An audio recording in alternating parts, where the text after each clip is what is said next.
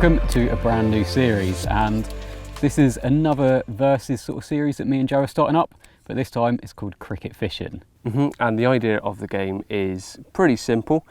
We both start with 3 rods, or if we ever go to a 2-rod venue, we theoretically start with 3 rods, and you've got to wipe out your opponent's rods. Yep, so the rules are pretty simple. If I catch a fish... That's not going to happen. Do it the other way around.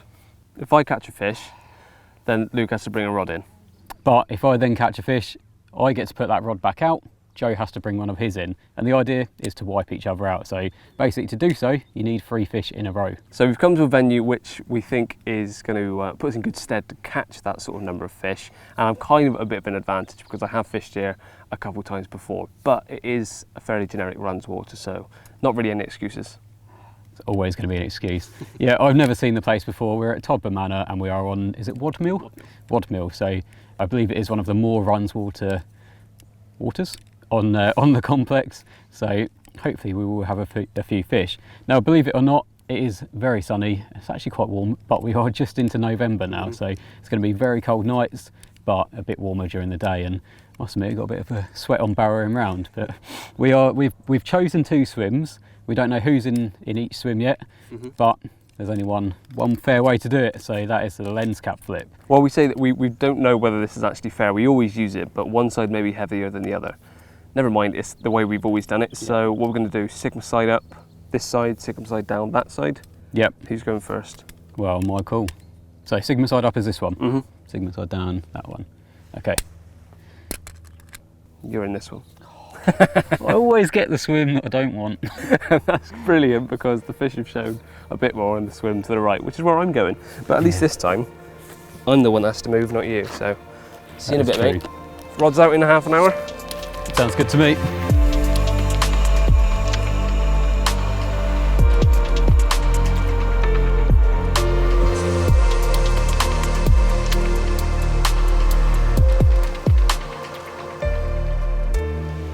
Okay, so we've just done the lens flip and I won, and this is the swim I kind of wanted, to be honest, so that's come out quite well for me. Now they're very close to each other. We've decided that my end point is where that tree is, so I can't go any further than that, which is fine. But I do have previous experience on this lake to an extent. I've not fished it much, but I fished over there and down the far end, so only twice, and I have had a few bites, so I'm probably going to stick with margins mainly, and I only put 1 over there. I don't want to cut off my swim with lines going out everywhere. Of course, if I see fish elsewhere, I'm going to move them around, but I have done quite well with margin spots, so that's probably going to be the 2 I sort of focus on. So when it comes to tactics, I like to keep my fishing as simple as possible, whether it's my personal time or in a match like it is today, because I like to fish as effectively as possible and minimise the fuss, which is why I've opted for solid bags. This has been my go-to method for probably the last several sessions. I've done a few matches, actually done one recently with Luke, and again I use solid bag methods. I just like the presentation of them, a little parcel of food, you can cast them pretty much anywhere, and the way that I tie them has been the same for a very long time, ever since I've filmed Rob Burgess tying these up. Lead one side, hook bait the other, so regardless of where it lands, chop it upside down, look, it lands back up the right way, that lead rolls over. And at the very top, so the other side of where the lead is my hook bait. Now I'm using tiny hook baits at the moment. I've got these little 6 to 8mm micro pop-ups. I've got a pink one on, a yellow one on, and then on my last bag, so I'm just trying different hook baits. I've just got a slightly bigger 12mm 𝘃𝗵𝗃𝗀𝗲 squid wafter. So I've gone for 3 different hook baits, see what might do the first bite, and if I find a pattern, switch over to that. But it's quite important to get the first bite in this, because that way I can take one of Luke's rods out quickly. Now if I check the time, we have 10 minutes until rod's out. So I don't know whether he's ready or not, but my rods are going out in 10 minutes. Okay, so in terms of tactics, I am keeping it super simple. Obviously the idea of this is to get 3 quite quick bites. So the approach I'm going with, hopefully, is a quick bite approach. Oh, that's not a good start, is it? Bait needle snapped. Right, let's carry this on in a little bit. Joe, I just snapped my baiting needle. Right, so we'll figure out the baiting needle situation in a minute, because luckily that was my 3rd rod that I just got the bait onto. So if all goes to plan, I won't need to bait up again with her, because I can just wipe Joe out nice and quickly with the 3 rods that are ready to go. But like I say, nice and simple. Literally a little leg clip set up, on a fluorocarbon leader, and then a fairly long rig, probably about 8 inches, on a semi-stiff sort of boom or semi-stiff braid. There's no need for that, Joe. And then that's pretty much it. I'm using a straight bottom bait straight out the packet or out my bucket to match everything else that I'm putting out. I'm going to use the baiting pole and just literally fish for a bite at a time. So just a small handful of bait, and the bait I'm using is a mixture of the 𝘃𝗶𝗱𝗲 boilies and 𝘃𝗶𝗱𝗲 pellets. So nice and attractive, nice and simple. I'm not going to be putting beds of bait out because, like I say, it's very much opportunist bites that we need in this situation. So that is the plan. Well, Joe's very kindly lent me his bait and needle, so if I do need to redo my rods, I don't have to worry too much about trying to figure out how. But if I show you my swims quickly, I'm going to go through roughly what my approach is going to be. So over to the left of my swim, as you can see, there's quite a nice island there, and there's a nice overhanging tree, so I'm going to try and pole out just under that tree. It's the sort of place that be very difficult to get a cast right under it, but with the pole obviously it makes it nice and easy. And I think with the islands on this sort of venue, there's a lot of fish in here. They're going to use the islands, so they're probably quite undercut as well. So if I can get in nice tight spaces, then that's always onto a winner from the start. Now I've got quite a bit of open water in front of me, but I'm going to ignore that for the time being, but I will still keep quite a close eye on it, because if they do start showing in the open water, then I will obviously put a rod onto them. But my middle rod is going to go onto the island to the right hand side of my swim. Again, for the same sort of reasons, fish love islands and there's a lot of fish in here. And then my right rod, as you can see, just on the right of my swim, I've got quite a nice margin. So again, it's quite a busy day ticket. Margins are always quite prolific, so I'm going to put one just down there. Now we've got about 10 minutes till we get the rods out, and they're ready to go. So it's just a matter of time.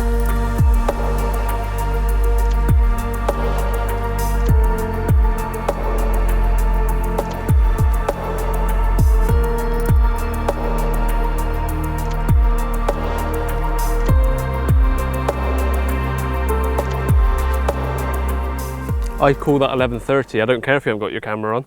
Mine's going out.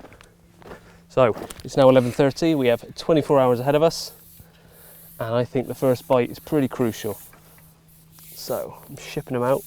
I know a lot of you aren't keen on baiting poles, but the idea being is that I don't want to disturb any fish that may already be present. Try and get that first bite by being as quiet as possible. And I'm just going to put this one straight out towards the island, and as I said, the other two are going to go margins.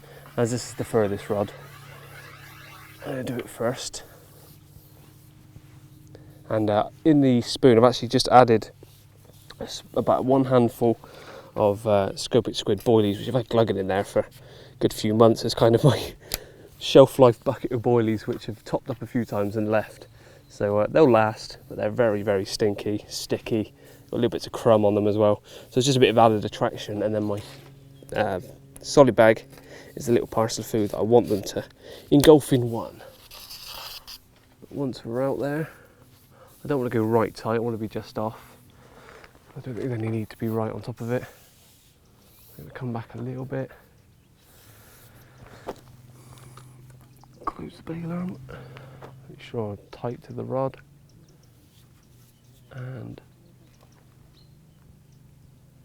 down. That didn't feel very deep, so make a note of that. I don't think that's very deep at all. Probably a couple of feet, 3 feet. But that is one rod in, so we're fishing. All right, so obviously in a competition like this, the first bite really is crucial, because it puts you in such a good position if you've got 3 rods out and then the other one's only got 2 out. It's all about trying to get that first bite. So that's why I'm going for this rod first, which is the one to the right hand island, because I think this could be the one that will produce a bite quicker than the others. So I'm just going to try and get it out there, make sure I get it absolutely bang on. Hopefully try and get off the mark nice and soon. I haven't even let it about or anything, because I want as little disturbance as possible.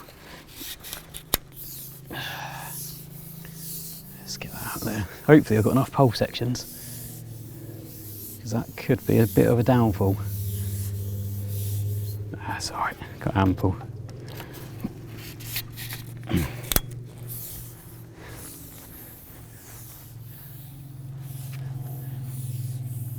looks perfect. All right, let's see if there's any sort of depth to that at all. Yeah, it feels about 3 or 4 foot. Nice.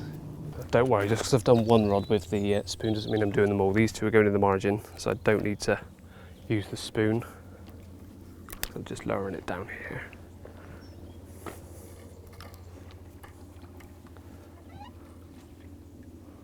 Just off these reeds. Oh, that's a bit deeper, I like that.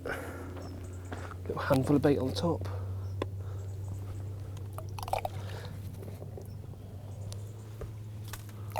Nice. Okay, so like I say, literally just one handful of bait. So I'm just trying to get that quick bite. Let's get that water out. And then just the hook bait in amongst it.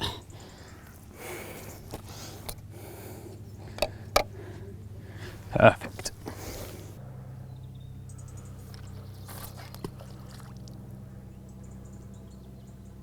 Oh, that's nice and deep there. Got to negotiate a few of these reed stems, which I've now caught onto. That was much deeper, that feels good.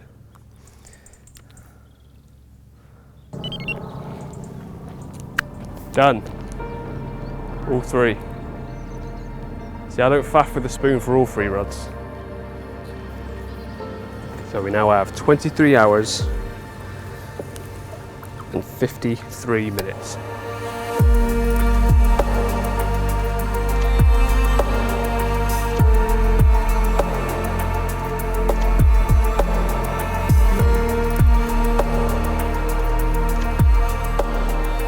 So just for the record, all 3 of mine have been out for, well, the first one's been out 10 minutes.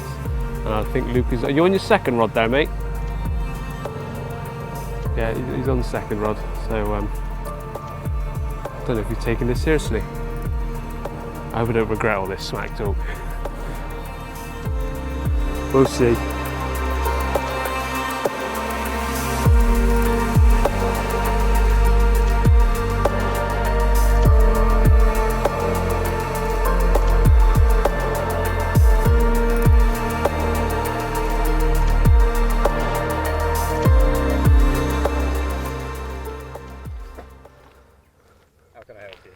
Well, I'm getting reports coming through that just 30 minutes in. I lost my head. Yeah, your head's already gone. Sorry, exposure was nightmarish then. You're so pasty. Not that pasty. Let's keep going down, there we go. Yeah, your head's gone apparently. Where have you got these reports from? Well, the fact you're already having energy supplements 30 minutes in suggests that you're wavering. Well, some of us had quite a long drive this morning, and we can't all just roll out of bed and be here. So, just waking myself up a bit, that's all. It's a shame you're not mic'd up. No one's heard your excuses that well. Mic'd up on that one, don't worry. At least your rods look nice. They look really nice stationary the whole session.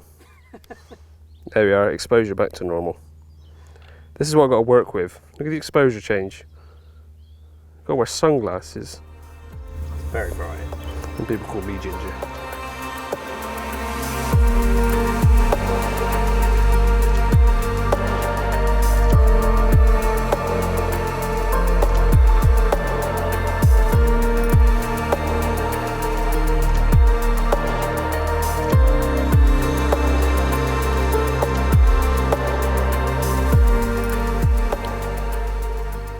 Look at that, his head is absolutely imploded.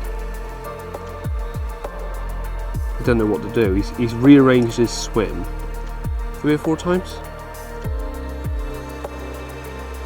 Absolutely lost it.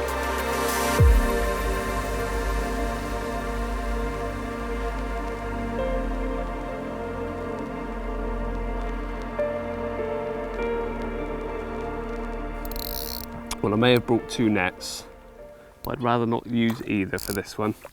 We didn't actually put in the rules whether a bream counts as anything, but I don't want to count it, so. Means you've got to bring a rod in.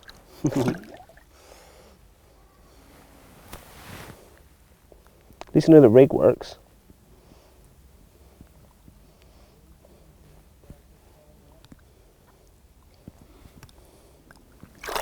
Off you go. Oh, that water is freezing. So we were saying earlier about how warm it is time in the day. The sun has literally just gone behind the clouds and the temperature's plummeted about 8 degrees. Tonight's going to be interesting. I'm now out of action by one rod. So I just had a weird kind of a few bleeps and the line went pretty slack, so I had a bit of a drop back, picked up and there's just nothing there, so I'm not sure if it was a trailer that's caused it or quite what's caused it, but I have seen throughout the course of the day, well, course of the last couple of hours since we've had the rods out, there's been activity between the two islands, so I think I might change a little bit. I'm going to keep my left rod over on the left hand island, I'm going to put one into the middle, and then the right rod, which I did have in the margin, I'm going to put back out on the right hand margin, which is the one that caused me to have them few bleeps and the drop back. I think that way it covers bases a bit more. Joe's got 2 in the margins. I don't want a third in the margin quite close as well. I didn't obviously know what Joe was doing when he first put his rods out, so I think yeah, I think it covers more bases in my swim. There's a little bit of bubbling actually coming up just out there, so I'm just going to cast this straight on top of it and give it half hour just in case.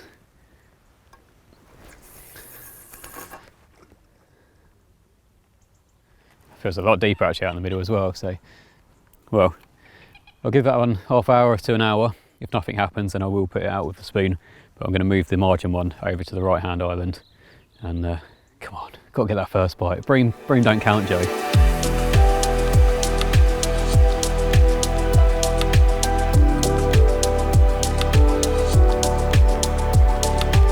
The nice thing about using the pole is that even if it goes slightly off track, it holds in the spoon strong enough so you can really steer the pole just by pulling the line tight, so you can get exactly where you want it.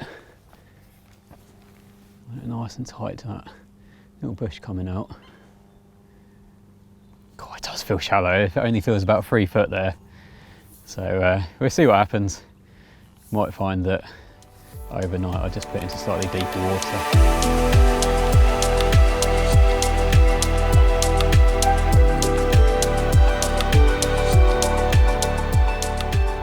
It's been about half an hour since I had that bite from the bream. It went straight back out with the same size hook bait and everything, but I am thinking if there's bream present in here, I'm using 𝘃𝗶𝗀𝗲 to start with and little pieces in the bag.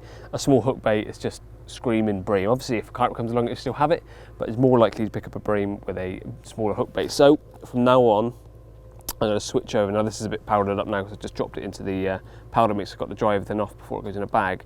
But I've whittled down ever so slightly the top of a 12mm 𝘃𝗶𝗀𝗲 pop-up, and then I've topped it with one of the tiny little 6 to 8mm pop-ups there as well, so a little white one. And that, just a little test in this baiting spoon just to show you, sits absolutely perfect. Now I'm using like a slip D type setup with a bit of tubing on the shank, on the eye, sorry, is a bit of a kicker, and a really short hook length, so it's only about 3-4 inches there. It's really supple to go in a bag. Using one of the little Gemini tiny stems, and I think it's about 2.5–3 ounce lead, so quite a heavy lead, but I like to improve my hooking capabilities with as heavy a lead as I can possibly get away with. The bag, I know you guys have probably seen solid bags 100 times before. Make this 101 because I'm going to show you again anyway, just in case any of you are interested in how I'm fishing, because if it does kick off, you may want to use this on your sessions in the future. As it stands, I'm showing you something which isn't doing a lot, but I'm still confident. So a little bit of pellet in the bottom, and then some powder, shake that about just to make it as dense as possible. Then I get my hook bait and lead. Now this is the bit that can be a bit fiddly. I put the hook link to the side of the lead, like so. It's a bit of a smooth lead, so it's sliding around. Open that back up and tuck the lead in, if the bag stops collapsing on me, one side. So I put it on the back of it, like so. Once it's in position, hold it in place with my fingers and hold it open, pour in a load more pellet until it's pretty much at the top. Doesn't matter if any falls out, and then lie it on its side, get my hook bait and rig of course, and start pushing the hook bait to the other side of where the opposite side of where the lead is. So you'll have the lead one side, hook bait on the other. Just push that along, like so. And once it's in the position I want it to be, I don't worry about hiding the hook. Just make it so it's all at the top. Push it down nicely, a bit more pellet, and then a bit more of the powder as well. Now what this does is it just minimises the amount of air in there, so shake it about until that powder sort of sinks down into the pellet, makes it as condensed as possible, and then pat it down. I don't need to make it stupidly aerodynamic because I'm either putting it in the margin or putting it out in the spoon, but the presentation stays the same whether I'm casting it or using the spoon, so don't slate me in the comments. Lick and stick, I don't bother with the tying off. Wrap round a few times, lick and stick. There we are, that's the main shape of the bag. Just neaten it up. Again, for aerodynamic sake, it's just a habit. It's going out in a spoon, makes no difference. Tuck in the corners. And a little nick just where the bait is, so that any air that's trapped in it can bubble out of there. So there we are. Lead's one side, hook bait's the other. Even if I drop it upside down, it rolls back over. So the hook bait is facing upwards, so it doesn't matter how that lands on the lake bed. Theoretically, it should right itself. Dissolves down, parcel of food with my little hook bait just wafting right on the very top. And hopefully the slightly larger hook bait, which I'm probably going to switch over on all rods this evening, will hopefully avoid any more pickups from Bream, but we'll see. Oh, you tosser. Oh, you got me rotten. You kept looking at me, I was like, as if I should have twigged you were going to do something. I was waiting for you to finish. How's your fish finding going, Joe?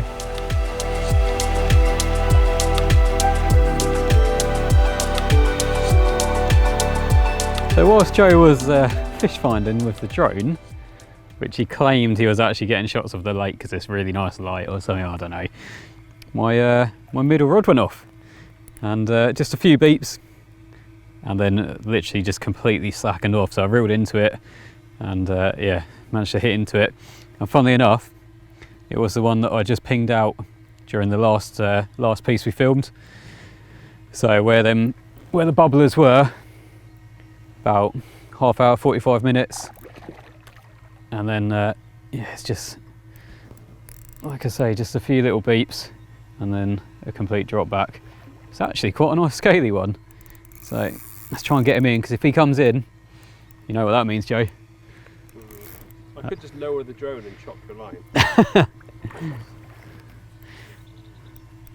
Right, this is a very important fish. Oh. It's actually quite a nice looking fish.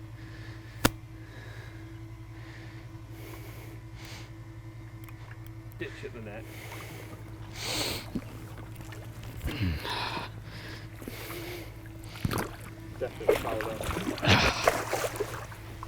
Right, let's go to your swim, Joe. Let's go and choose what rod's coming in, and I think it might be the margin one. So there he is, stalling away. Oh, I might as well just finish getting some lake shots with the drone whilst he's got the rods out. So 10 minutes on, he's still flying the drone about, still not brought a rod in, still pretending that he's concentrating.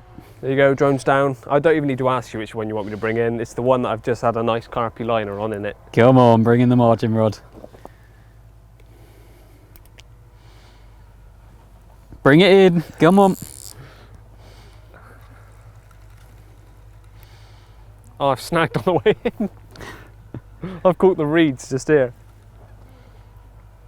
Here it comes. Come on. Oh, he's pulling for a break now. You know what I'm going to do? I know you're just going to move the rod over. I'm just going to bring in the one that I went out, put out there, change it over to the hook bait I'm now more confident in using, and put it straight back out there. It's all good giving all that confidence, Joe, but you're down to 2 rods. Yeah, efficient now.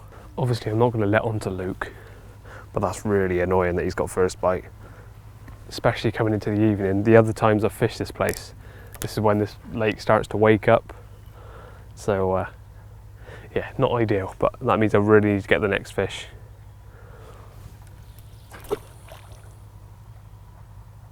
Oh, proper nice drop. Alongside the actual cricket fishing, we are running a little competition between ourselves for biggest fish. £16 on the nose. £16, lovely.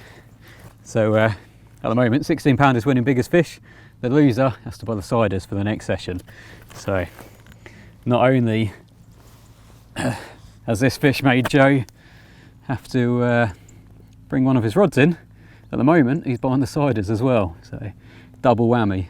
It's all right, I budget ciders monthly anyway. But yeah, a lovely looking fish, nice and scaly. £16, bang on.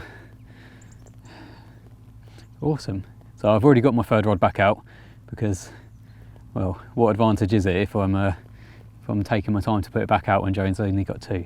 All right, let's get this one back, and hopefully I can get another one before Joe has one, because if he's down to 1 rod, then it really is all to play for. Come on, back you go. There you go. Awesome. Well, I've been down to 2 rods for the last probably 3/4 of an hour. I've had enough of it, so I'm going to put my third back out. No, I'm going to recast one of the rods that is still out by bringing in my left-hand margin rod, which hasn't done anything all day. It's quite close to loop swim, so any kind of disturbance, I guess it's going to be my least likely of the 2 margin spots to go.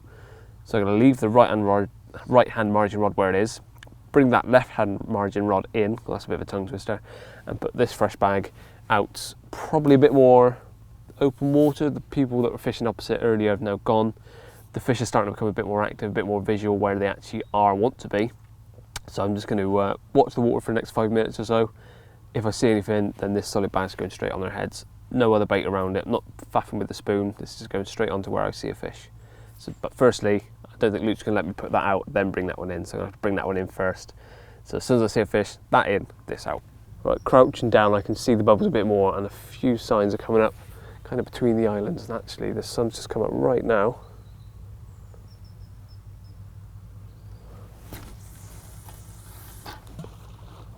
That was pretty much bang on, quite deep there as well. Good 6-7 feet.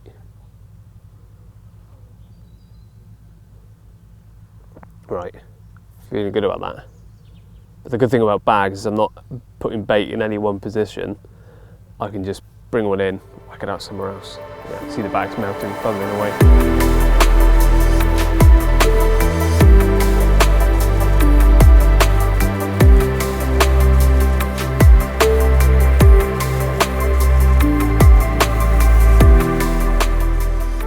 Well, Joe's got the kettle on, and about time too if you ask me, but before I head over, just seen a half decent one lump out further over, and there's been a lot more activity. It's definitely ramping up now, it's getting a little bit darker. So I think I'm going to have a slight change of tactics for the night. I'm going to come away from the islands and fish in the middle, because it's definitely a bit deeper. It's definitely where there's more activity showing, but like I say, I've just seen one further over, so I'm just going to ping this one out now, because I just think it's always worth a gamble if you do see something like that. Oh, it's quite shallow, but it went down with a bit of a donk. Well, I'm starting to think that my camera is jinxing my rod, so I'm going to take him away for now. A few liners on the right hand rod. I feel still pretty confident that one's going to do something, although there's a big swirl and a bit of a splash about 5-10 minutes ago, and I think it could have been a pike. There are pike in here, and it sort of spooked the area quite a bit. So it could be that I was getting a few liners from pike or prey fish getting sort of bashed around down there. Who knows, but I'm probably going to reset that one before it gets too dark. And the one that I flung out to mid-water has done an odd little beep, but there's still not a lot of activity. Looking down the lake, down the complete other end where there was a few people fishing earlier, which we like the look of, but we didn't want to set up on top of other people. There are fish galore down there, watching them roll. If it wasn't for the fact we're in a match and Luke's probably quite happy with where he is, I'd probably be shooting off down there to try and get a few for the night. But as it is, we've got our swims. This is where I've got to stay put. So I'm just watching the water until I can't anymore. And there's still the odd bubble and ring coming up on the, it's sort of between the 2 islands in front of me. And we're the only ones on for the whole night by the looks of things. So there is scope to sort of move the rods around a little bit more. And take liberties really. If there's other people here, I wouldn't be casting about, but because we've got the space, there's no one else here, I may have to fling one a little bit further. But who knows? I mean, it's all to play for still. 1 fish for me means I get to put my 3rd rod back out and Luke's down to 2. If he gets another one, I'm down to 1 and he's still on 3. But then again, if I caught one, I'm back up to 2 and he's down to 2. So it's quite an interesting concept, and yeah, it's all to play for. So I'm not too concerned yet. I do think that the night's going to bring a few fish, and maybe even from sort of now for the next few hours, which is what I found before. So I've just sorted my rods out for the night, and as you saw, the right hand rod I've put all the way over where I saw that fish show just now. The left and the middle I've brought away from the islands, and they're probably about 30 yards out, just kind of in between the 2 islands, and it's a lot deeper as well. So with the cold nights, obviously I'm thinking they might be in that deeper water. So fingers crossed, let's see what happens. But something I have also done, which I haven't told Joe, and he's busy doing his own bit, is I'm just using singles. It's quite a busy day ticket lake. They see a lot of bait. The fish that I had earlier was on a single that I just cast to the bubblers. Might be something in it, might not, but I'm confident in just putting singles out like that. And like I say, where it is such a busy pressured lake, they see a lot of bait, so just having the odd little washed out boilie might make all the difference. So let's see what the night brings.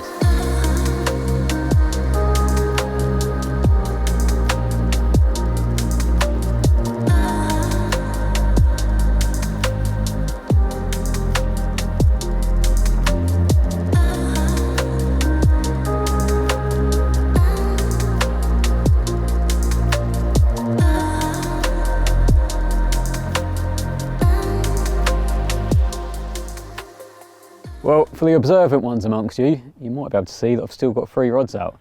So it obviously means that you didn't catch anything last night, did you? Yeah, but on the plus point, you didn't catch anything else either. It was a very, very quiet night on catching fish, but if we were doing this competition on liners, it would be a very close call. Yeah, it was constant liners all night long, and not just the odd beep, it was literally bobbins kind of raising slowly to the top, enough to get you out the bag, put it that way, which wasn't ideal because it was such a cold night.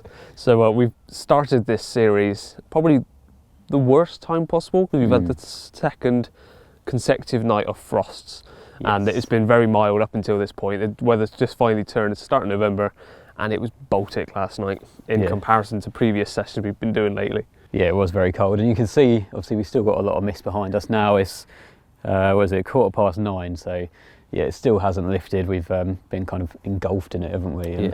And, I mean, the only consolation is above the mist, it looks really nice, a really nice sunny day, doesn't it? So I whipped the drone up this morning just to check there is still a sun out there, and beautiful scenes actually up there. So that was pretty cool to see. But hopefully the sun can burn through some more of this mist and get a bit warmer.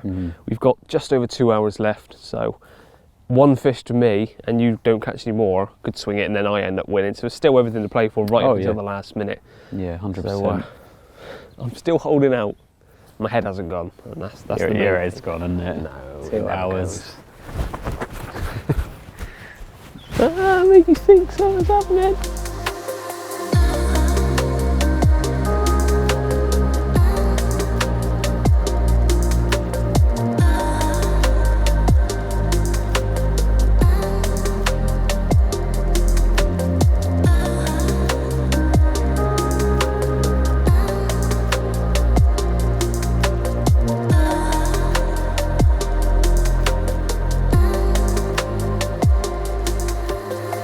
Half past.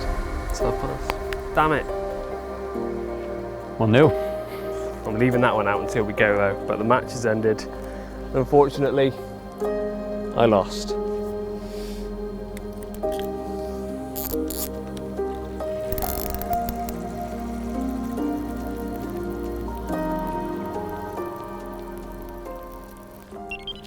Well, I know it won't count, but I've left my margin rod out just to try and save the blank.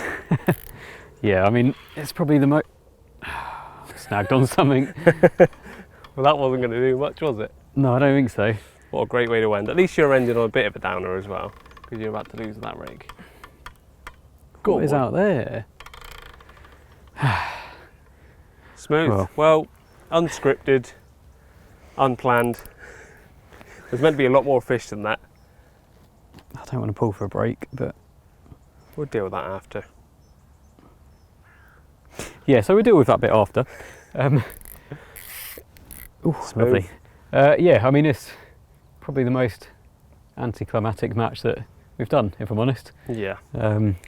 But the concept's there. Hopefully, when the Yeah. weather settles down, even if it still is cold, if you get sort of a set bit of time where it's the same consistent weather, it may mean that the fishing sort of picks up again. But I think the first couple of frosts of the year, Yeah, it wasn't the best time to consistently start it really. But yeah, like Joe said, you've seen the concept and the rules are out there as well. So yeah, it's a win for me, but I don't feel like either of us are really winners from this one. Yeah. But I'm still counting it. That's fine. We just have to get another one booked in very soon. I think so, yeah. So if you did enjoy it, obviously let us know in the comments. If you've got venues that might be better suited to our abilities than a runs water at Todber, then let us know. If you've got a pond in your garden, then we'll call up. Yeah, but yeah, hopefully you've enjoyed it. And don't forget to follow us on all our various social media channels as well, such as Facebook, Instagram, TikTok we're on, aren't we now? I think Twitter's still going. Yeah, we're pretty much everywhere. So if you enjoy this sort of content, make sure you check us out on those. And also subscribe to us and hit the bell icon so you don't miss any future uploads. Yeah. That's it from us. Well done, mate. Thanks for watching. Cheers, Joe. Oh, no need for that, is there? I've got to sort my rod out now.